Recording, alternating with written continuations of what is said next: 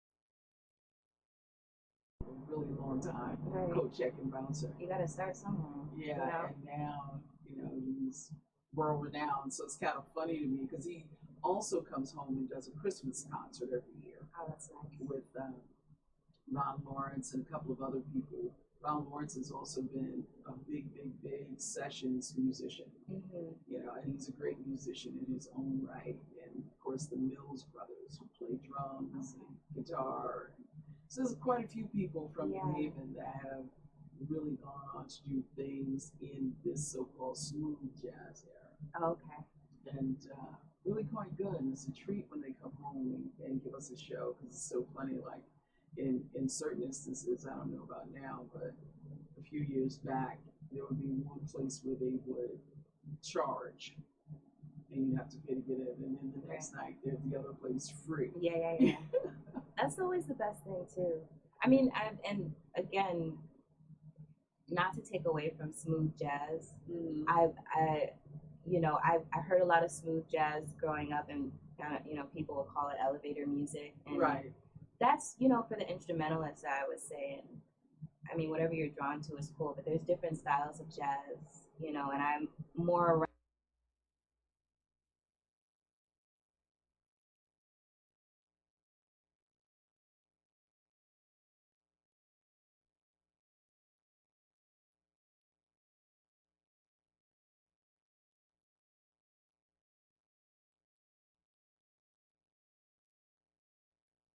jazz standards, but I write my own music, so I take a lot of the jazz chording that I learned in school and just over the years have been playing and incorporated my own kind of essence, which is more of like a laid back, chill. I say ambient because my like the vocal kind of thing that I have going on is just like really kind of like laid back. It's like a laid back style.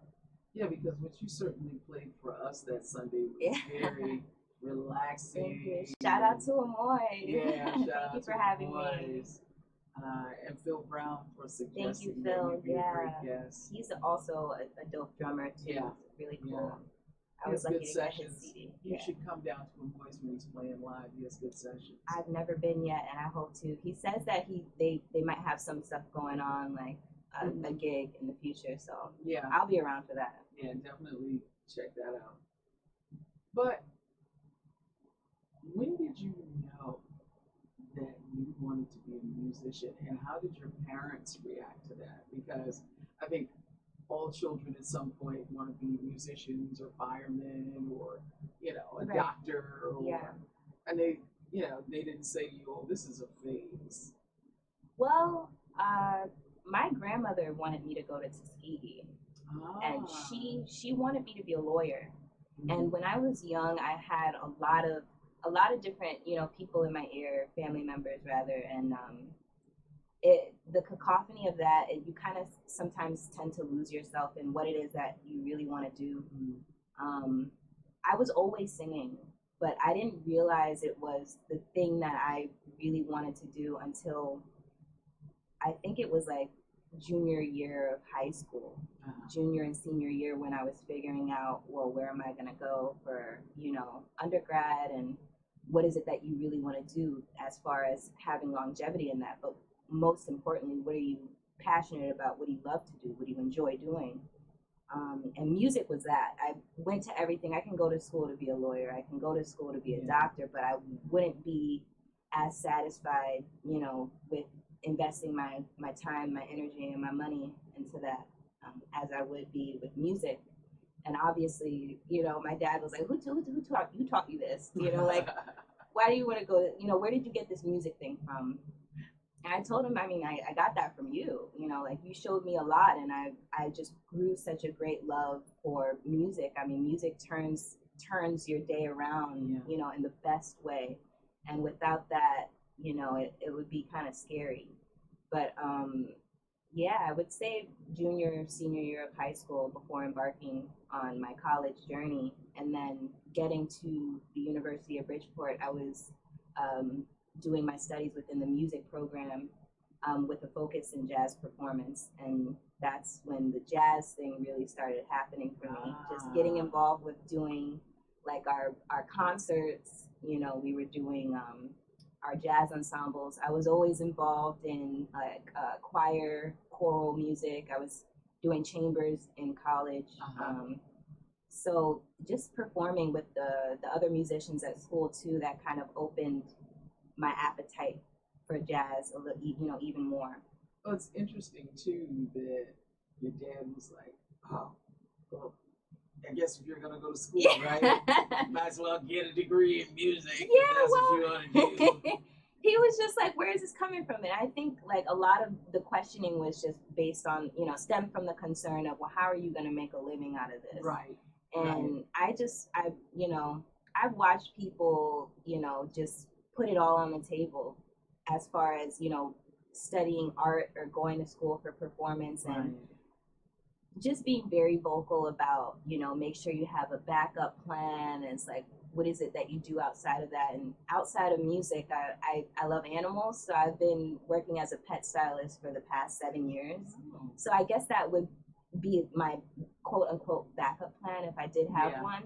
But I juggle both lives. And but music, I'm grateful that I was brave enough to go to school for it and invest in it the way that I did. And I'm still working in it and taking this time to be active and perform. So it can be a little daunting to know that, the journey of being a musician, is very, I don't know, what's the word I'm looking for? It's a big risk. Yeah, I think that's the right word. Risk. It's very risky. It's very risky. But when you love something, you just go for it. Yeah, you do. You do. And you've got time on your side. Do I? Yeah, you do. I'm a 20-something, and we're all just over here like, oh my gosh, everything is going up in flames. I need help, Lord God. What is my life coming to? You'll find out. Yeah. Soon or very soon. Right. One step at a time. You're gonna look around and you'll be 29 and you'll be, oh my goodness. Yeah. Already. Trust me on that. I'm excited. Did you have your parents, of course, by now, they've seen you perform, right? Yeah. Yeah. My mom she's in and out. But my mom they've heard my music. My mom's heard my music. My dad, I would say, they've seen me perform like earlier, but the more later stuff I've been doing recently, I've just been kind of like solo gigging and just bouncing around, hopping around different. And that's gigs what I'm talking about, your recent stuff. Oh, my dad actually saw a gig last year of mine at the Acoustic in Bridgeport, and it had been a long while before he saw anything I did live. Yeah. But so last year he was able to catch a show and he enjoyed himself. Good. Yeah. So you tell him, see, your investment paid off. Yeah, he sees it. And then he's asking me, where's the money? When's the money coming in? And I'm like, you got to work your way up I'm that ladder. I'm working on it, Dad. I'm working on it. So what inspires you to write? And have you always... Because sometimes songwriters are really poets, and sometimes things are written just based on whatever is going on in their lives and not necessarily being inspired by other musicians. Right. So when you sit down to write a song, is it because you have an idea, or you've got a lyric in your head, or you've been humming something and you say, oh, okay. Yeah. I think a little bit of all of that. And I think everybody's different. There's no go-to, I will say there's no go-to way for me to write a song. And I don't compare myself. I don't like to think of other musicians in my writing, within my writing process, because I feel that can be a bit distracting. From who you are, what your aesthetic and what your essence is. But I like the idea of like, anything could be going on during the day and I'll hear something and maybe I'll like pick up my guitar if I'm really enticed by a sound, and I'm very sound driven, and I'll just pick up my guitar and start playing with a few chords and see what makes sense. Sometimes I make songs that way. And then a lot of it is stemmed from personal experience, but the way that it's projected you wouldn't necessarily, well, I can't say how you would interpret my stuff, but like I try to be a little coy about it and cool, but a lot of the stuff is really, you know, stemmed from maybe past relationships or present relationships, whether that be a romantic relationship or something that I'm struggling with. And it's not obvious, right? To whoever was involved. No, that made you write the song. It's actually not. It's not, and I'm not a name dropper, so I don't. Yeah, I don't do all of that. I just like to get it out, and then it's out. It's done. Yeah, and then it's done. It's done. Yeah, whatever's on my heart. Yeah. How long have you been performing? Because you were doing it in college, but high school, junior high school, or from the time you could put yourself in the position to get on the stage? I wish. I think like my first performance was in high school, and this was in the Bronx. I went to Taft, Jonathan Levin, and yeah, we would have like concerts and things like that. I went to school for media and communication, so a lot of our projects were like film based. Yeah. So I was doing some singing in some of my assignments, and that's, I guess, would say that was like the beginning of like the real like performing, if you will. Yeah, I had a lot of fun filming and singing and getting used to it. Now, did you write original scores for the films, or were you just? Yeah. I actually, I won an $8,000 scholarship for Get Real with Your Dreams, and this is via Sade Better-in-Law's her profit that she would do. I think she does it. I think she still does it every year. This was in 2009, and we had a class project that we entered into her thing, Get Real with Your Dreams, and I won second place. So that granted me an $8,000 scholarship. But within that project, I did write like a short original song. I didn't think much of it at the time. But now you're like, it was cool. It paid off. That's the one. Yeah. It was fun to film, and I mean, within that film, it was really powerful. There were different aspects of pain that we wanted to just kind of like, express and display that goes on in our teenage lives. A lot of teenage angst. I was gonna say a lot of teenage angst. Yeah. A lot of teenage angst. Yeah, but it was a cool project, and it was really cool to meet her. She's anchor woman, I think, for Channel 7. Yes. Sade Better. Really nice lady. York. Yep. ABC. And she's been there quite some time, actually. Yeah. So, yeah. It was nice to connect with her and just hear some of her stories about how she got started and was just chasing people and trying to get a gig and so it's just really interesting. We all have our starts. We all have our starts. Which segs beautifully into me asking you, you're self-taught. I am. Why the guitar and not, say, the flute? What was it that drew you to be trying to teach yourself how to play? Yeah, well, I was into rock and roll in high school, so I was listening to like a lot of like alternative rock. I was listening to a lot of punk rock in high school, so that was just kind of like that was my space, and so a lot of the people that I was listening to, they were just like rocking out on guitar. And my mom got me my very first guitar when I turned 16. And that is when everything kind of started with the hands-on work that I was doing with music. And so I, like a lot of people that weren't,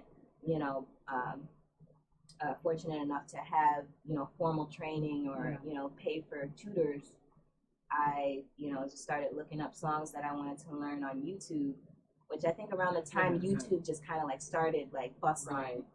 Right. And that was my main form of practice at the time. So I am self-taught, and I learned a lot of my stuff from searching chords online, guitar tabs. Yeah.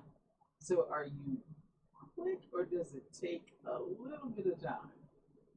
It takes some time. I could be, we're our own worst critics. right?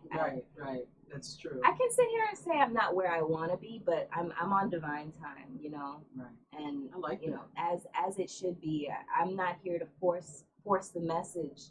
Mm-hmm. And in my experience with playing, I don't like to feel myself getting overwhelmed or stressed out about my craft, because then that takes away the fun. Yeah. And that's kind of a little bit like about what I was telling you earlier.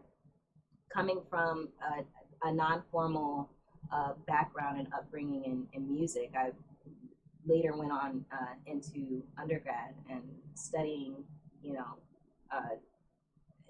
music education, and you know, being in a class with people that have had years of like intense training and experience. It was very intimidating for me, and I just definitely felt like the odd kid out, you know. But I learned a lot from a lot of those musicians, and yeah, I mean, like I said, I don't like to compare myself to other people, because everybody's unique, you know, in whatever it is that you do, and sometimes those comparisons, those kind of things it tends to deviate from what it is that you love and your passion. Right. So, you know, we're working on ourselves. I'm working on myself every day. I try to practice as often as I can and get better. I've gotten better over the years, but you know, you never stop learning until you die. So. Yeah, that's right. And believe it or not, that working on yourself can extend itself all across your life. Oh yeah. Oh, I believe it. Because I think when you see someone who has not necessarily stopped living, but does the same thing over and over, sometimes they fall behind the current and now. And then you always have the people who are reinventing themselves. Yeah. Right? Oh yeah. Because they're transitioning into something, transitioning out, new experiences, new home, children. You know, so life is ever changing, ever moving. Oh yeah. You know, and it's not anything that older people don't stop doing. You know, and I'm not saying that's what you're saying, but I'm saying every now and then people evolve. Well, change is necessary, and I was just about to say that. You know, if you're not evolving, then what are you doing? You're stagnant, and you know, things are bound to change. The faster you're able to accept that, and, you know, you're on your way. The better, the easier and better things will be for you. Yeah. So, can you play something for us? Definitely. Do you have something in mind? I do have something in mind. I have a song that I want to do. It's called Coming Down. And I like that. I love that. You know, I'm actually working on recording this song now. I'm doing all of my engineer work myself. I'm doing it from home. Wow. Yeah. Yeah, and I mean, like, and that's extensive. It's a very mixy world of music, and like just trying to get involved and get in the studio. My experience, like, I was under management last year, and then there were just like some gray areas with everything that was going on, and I just take my original music very seriously. So we did have a hiccup with me having some recordings done and things not getting back to me. So ultimately, I just didn't feel comfortable with that.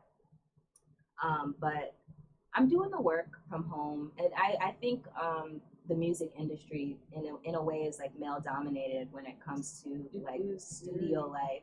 It is very dominated studio life. The executive part, it used to be, and it was becoming at one point very female oriented and very female heavy, if you will. Yeah. And when I say that, I mean, you know, you had women who were everything from the office assistant right on up to the president, you know, or senior vice president of Black music. Yeah. And so,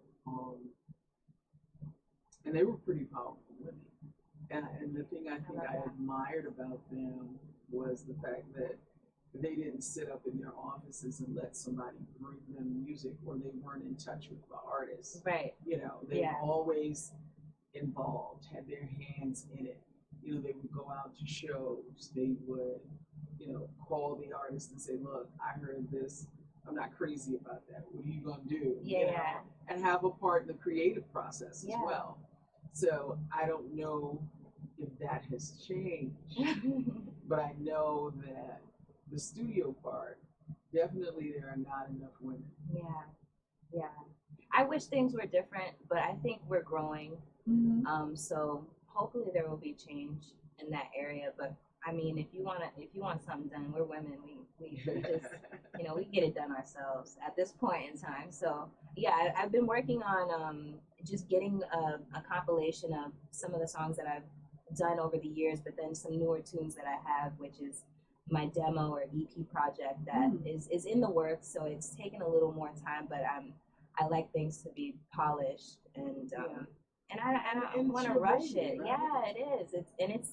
It's an organic process. I like for it to be that way, you know. So I'm having fun each day, you know.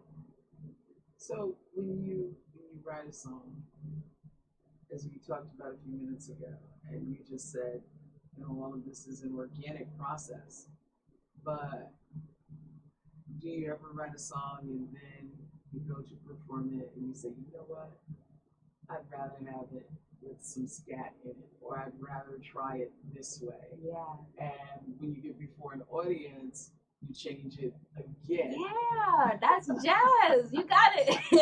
That's jazz. That's everything about it. I love it so much. It's spontaneous. It's meant to be this way. We created jazz. The thing about jazz is it's one of the most underappreciated styles or forms of music there is, and it was made here in America.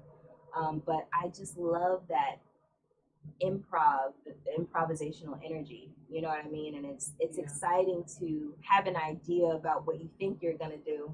And all jazz musicians alike, I mean, we kind of never know what's happening. We're professional, but we get up there and it's just like we're looking around and hopefully things, we always hope that things sound good out there. But when we screw up, no one really knows that we know it, but we have fun. And I love that. I love feeding off of the musicians' energies that I work with. I wouldn't say that I have a lot of solo gigs that I have under my belt, but a lot of the work that I've done, scattered solo gigs, and then I have some duos, and majority of it is working with the band. I love backup. I love a full band. Big band sound is kind of what I'm going for when I have the opportunity to sing with other musicians. But I don't think with jazz or with what I do, anything is set in stone. And I think people that learn about me or learn about Umalu, or as far as the performing aspect, the live performance aspect, it's gonna be a little spontaneous. And, Will you play something for us now? You just let me know if I'm okay. I'll try to adjust this. Okay. You can hear me just fine? I can hear you just fine. All right, so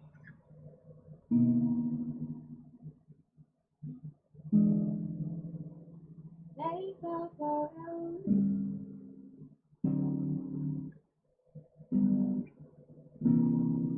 I hear that phone ringing. It's like throwing me off. But it's okay. Can you hear my guitar? Yep. You can hear the guitar. Okay. You can just speak this closer. Song. Yeah. Yeah, I wrote this song. It's called Coming Down. I'm in a really tight space, but I hope you guys like it. You'll hear it, and then we'll see what ideas come to mind. I like my stuff to be open interpretation, but this song is called Coming Down, so I hope you like it. Wednesday morning, I can't decide if I want to drink wine or tea. I'm losing my head, now. The water's boiling, I'm hot, and I'm down to my last penny. If I drown, let it be in rain. It's not that hard for me to look over my shoulder and go. I keep my feet on the ground. No, sometimes I wonder if I'll ever get over that feeling of coming down. Oh no. Anyway, didn't I tell you things get deeper from the burn now? But if I told you to keep your eyes closed, don't listen to me. I think that I am coming down.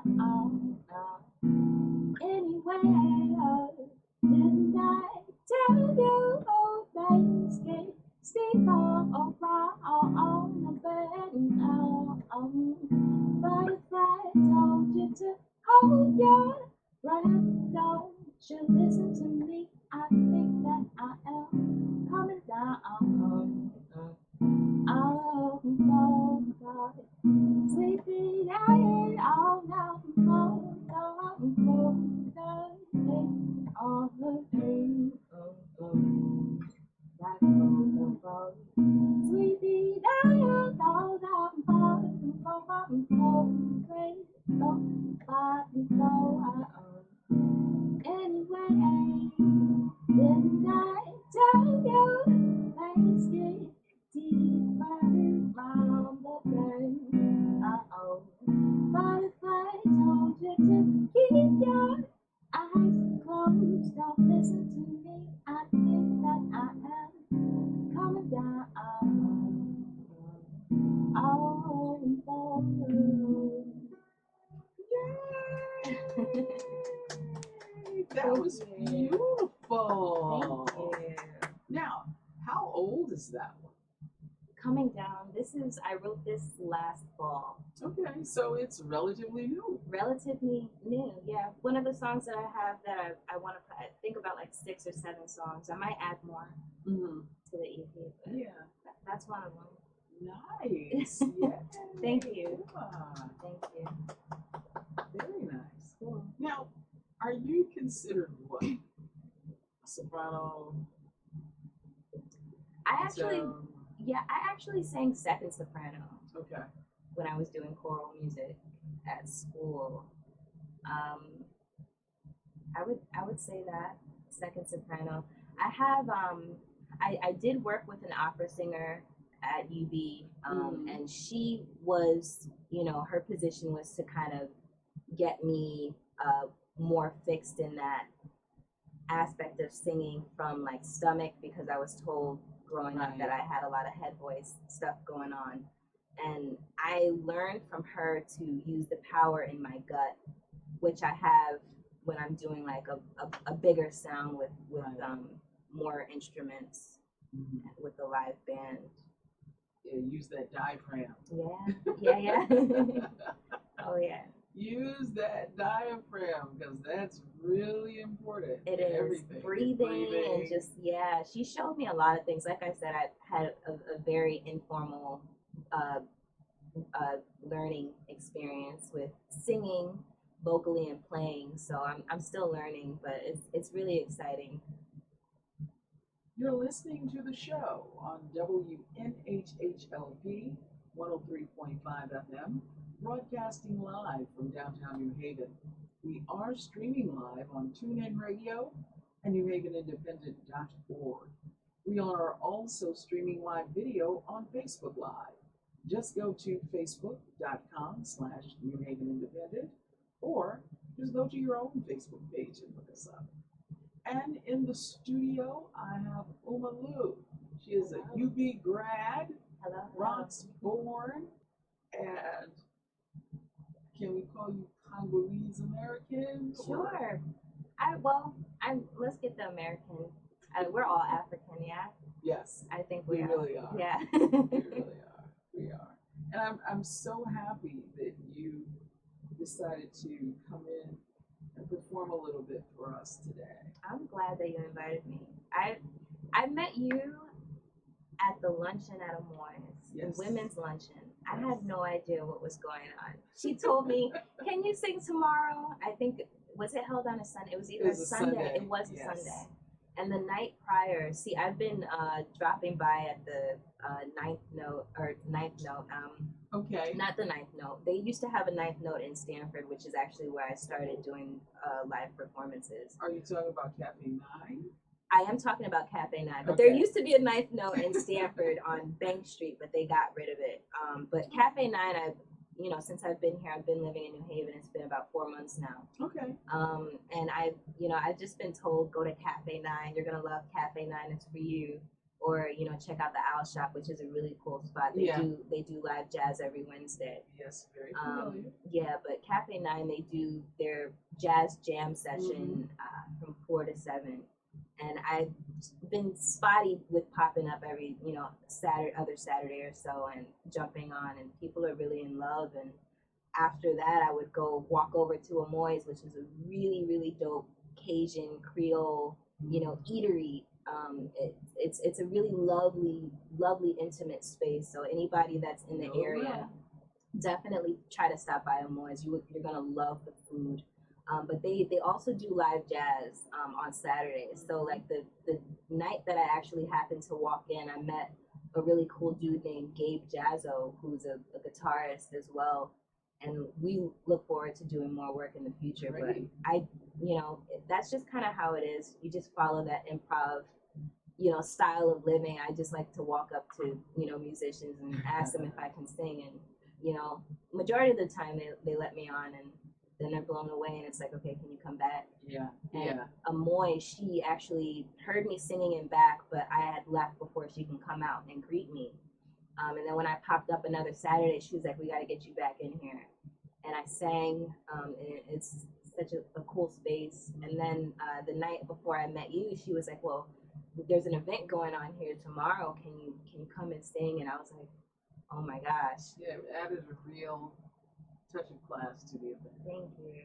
Yeah, I had no idea how long I would be performing for. And like I mentioned, I don't do too many, solo gigs. So I have, like a plethora of songs that that are original music, but I just, after that hour, I was very grateful that one of your ladies came and said, okay, we're going to start our meeting now. I was like, yes. I thought I was running out of music. But I'm grateful that you enjoyed it. I'm grateful that she asked me to come back, and if she didn't, we would not have met. And you're a real kindred spirit. I'm just happy to be here. I'm glad that you invited me. I'm happy that you're Thank here. you. Play one more for us before we get ready to go. Okay. I'll play one more, and this song is called Critters. We can talk a little more. I'll leave it. It's open interpretation. Open interpretation. Okay. All right. This song is called Critters. I'll get right into it. Where did you see this monster? Was she standing around?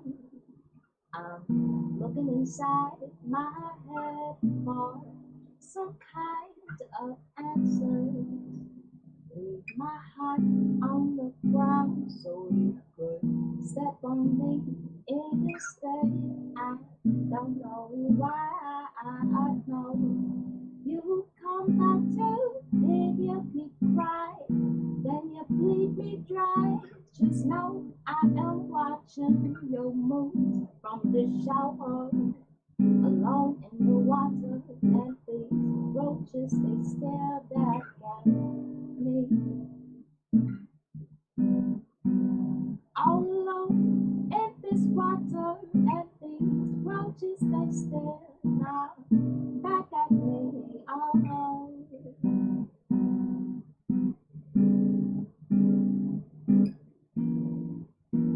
well, where did you see this monster? Was she sleeping around? I'm looking inside my bed for some kind of answers. Fill my body with pictures and some expensive grills. I drink champagne to my soul. Your mouth is a liar. My love you can't borrow. Your brain don't get much higher than the dope that you smoke. I wish I had the nerve to tell you those beady eyes are bugging me. Oh, no. All alone in this water, and these roaches, they stare now back at me. Oh, I'm alone in this water, and these roaches, they stare back at me. All alone in the night time, can't you see me?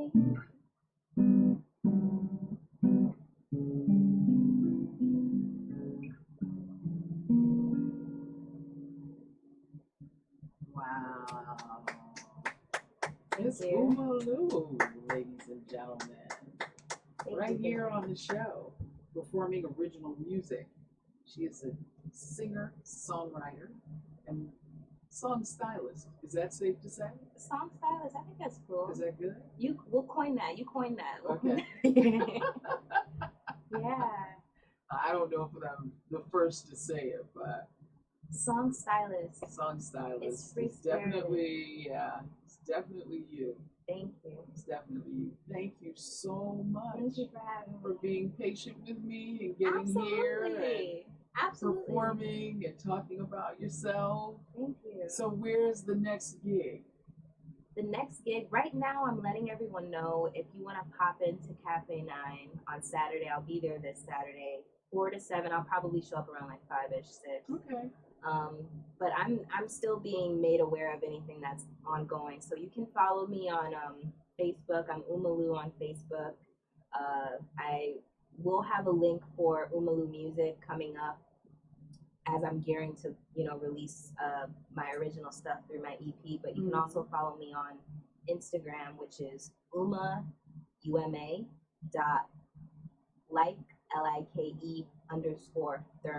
UMA.like_Thurman on Instagram. Great. Thank you so much. Thank you. Mr. Appreciate Shaw. you being Thank here you. this afternoon, Thanks for evening. tuning in, guys. And follow that link. Follow Uma. She's very, very good at what she does. And I'm happy again to have her here in the studio. And this has been the show. 103.5 FM, WNHH, New Haven Independent.org. Harry, thank you. Appreciate you. Thanks for putting up with me today and being patient. And tune in next week because you never know who's going to be on the show. Bye-bye. Thank you. Done. Awesome. A cold 45 minutes since he's been in my case. Oh, you've been going too long. Too long? 'Cause I usually talk up to the hour, but Really 45 cool. minutes is good. Yeah. We're no longer live, right? No, I got the mics turned down anyway. Awesome. So people will see your mouth moving, but they won't. Okay. Thank you for having me. You're welcome. You have a way of asking questions that make things like a little comfortable. For someone like me being in like doing radio, live radio, which I already expressed, it's just like sometimes, but you made it a very comfortable space for me. Well, that's why I call it a conversation. Yeah, yeah. And not necessarily an interview. You had some good questions there. Thank you. Because I think, when you're in a small, you're already, you're here for the first time. It's a small space. Mm-hmm. And you don't know. That's the thing. Like I have no headphones, so like I just hope on your end that's the aspect of what I'm talking about. Right. Like I'm just playing and singing. I hope things sound right, but as musicians, like we learn, we go through the motions and that. But I have fun doing it. And I think you were fine. Thank you so much. Yeah. You're welcome so much. Thank you. So we're all set here, yeah? Yeah. 5:30. So your show, you do usually like start at 5:30. You don't go on the air at 5:30. Yeah. Do you? Oh, you normally do. Usually if I get here and I know I'm going to be like here at 10 after, then yeah. Because I like to be able to talk to the guests to at least get them comfortable too. Yeah. So that way. I had a lot of fun. First time here. And you can come back anytime you want. Maybe when you finish your EP. Yeah. Come back. It's coming soon. A couple weeks, but no rush. I'll be in touch. I have you on Facebook and everything. Yeah, but I don't have a phone number for you. Oh, you did send me your number in Messenger, but I'll go ahead and text you now. So I can have it.